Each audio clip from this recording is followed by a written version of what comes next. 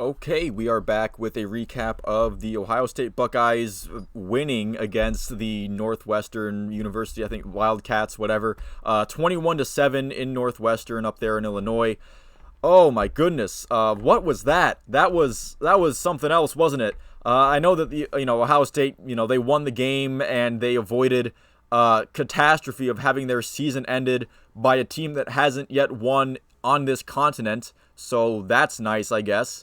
But nothing about their game looked any good at all. Nothing was encouraging to me. I didn't take anything away from it, thinking, well, you know what, I guess they can just take this well, I guess. I guess the only thing is that you have to assume that they would play better in more of a controlled environment, I guess. But I think if you're a football team, you should be built to be able to handle the conditions, to be able to handle some weird weather, and forget worrying about the Michigan game. Oh, the Michigan game terrifies me for sure, but I'm worried about Indiana and Maryland. What are we going to expect out of these games now? And this is another continuation of, not only was this game a slow start for the Buckeyes, they just looked off all game. And I guess the wind had a lot to do with it, but man, so Northwestern had the wind too, and there's no way that Ohio State, no matter what kind of game it is, should have to be slinging it out with Northwestern past the first quarter or the first half of this game. That is ridiculous. It's a little silly. Again, Northwestern has been awful. They've only won in Ireland. That's the only game they've won in. They haven't gotten any other wins. The line of scrimmage play is what's super concerning to me, because I guess, yes, you can say, well, look, CJ Stroud was off his game because the wind was so crazy, and Mayan Williams played fine, I guess, but you can only do so much when, again, Northwestern is beating you at the line of scrimmage on both sides. There was a drive where Northwestern just ran the ball down the throats of Ohio State, and there were drives where they were able to do that. They only put up 7 points because on one of the 4th and 8s, Northwestern was in what would usually be field goal range, but the wind was against them, so they had to go for it, and the defense did a decent job stopping them there. The wind played to the advantage of both defenses, but there were drives where Northwestern was just able to run the ball. Ohio State had to know that they just wanted to run the ball, because that was their game plan was when they were against the wind, when Northwestern had the wind disadvantage, they would eat up as much clock as possible. So Ohio State had to know that their game plan was to run the ball, and they ran the ball pretty decently effectively well. I think they had like 80-some rush yards in the first quarter. That is unacceptable. I don't how does this Northwestern team catch you off guard? I guess this isn't really a trap game, because what do they have next week? I forget if it's Indiana or Maryland. Either one, it's not like you have a super huge opponent coming in the next week. I don't know why this game was such a struggle. Again, there wasn't really one aspect of this game where I feel encouraged. You can't even take the large booming punts as like a good thing, because again, the length of the punt was pretty much determined by whether you were kicking into or with the wind. That's kind of what it was. If I don't complain about college football rankings already, except for the last one, because I think that the ones leading up to the ones that actually matter are just kind of dog and pony shows for ratings anyway. But if Ohio State drops out of the top 4, can any Ohio State fan, including myself, actually have any valid complaints about it? Not really, because that performance sucked.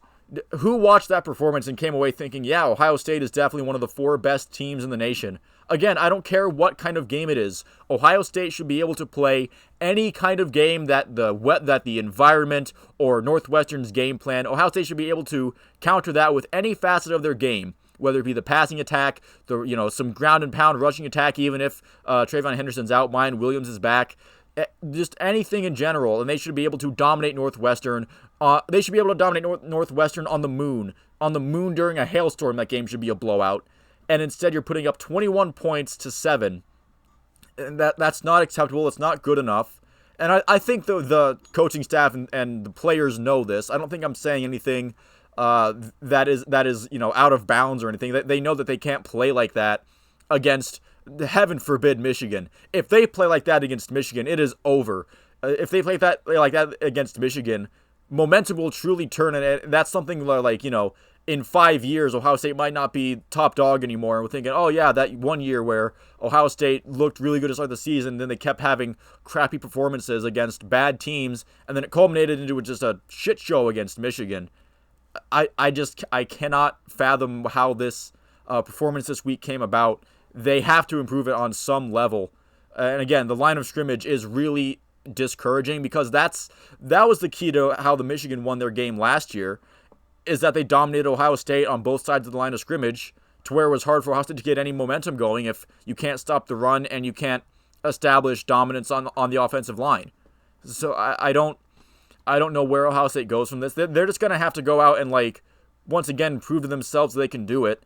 I think in this season, Ohio State is going to be their own worst enemy. Maybe Michigan comes in and is really good, but I think Ohio State has enough loaded talent. They have enough of a loaded roster where they're basically going to have to beat themselves if they're going to lose to anybody. But again, when you're putting up performances like this, like the first 3.5 quarters you had against Penn State, teams going to look at that and say, well, Ohio State, they have a lot of talent, but so far when it's been in big moments, haven't really put it all together in a dominant performance against big-time opponents. Even the game against Notre Dame, which Notre Dame, they were ranked 5th in the nation when that game happened. It has been revealed that they're very much not even very close to 5th in the nation. And it's just, this game was awful for Ohio State. I guess I can only do so much in so many ways. Mayan Williams was fine. I don't think he was, horrible or anything. But he had a nice long touchdown run that basically, once Ohio State got a lead, it was pretty much a foregone conclusion that they would keep that lead, because Northwestern's offense, Ohio State's defense, I do believe, again, they did have an off night. Ohio State's defense did step up in some key moments to keep this game from going from really frustrating to watch to, like, actually panic-inducing. This is panic-inducing because if you extrapolate this performance, not just to Michigan, but to their opponents coming up and really against most teams in the Big Ten, that's just not going to be good enough, and that's going to result in another really embarrassing upset loss for the Buckeyes. So thank you all for watching. If you made it this far, please feel free to leave a like and a subscribe if you enjoyed the video. Let me know if you have anything to say in the comments, and I will see you at the next one.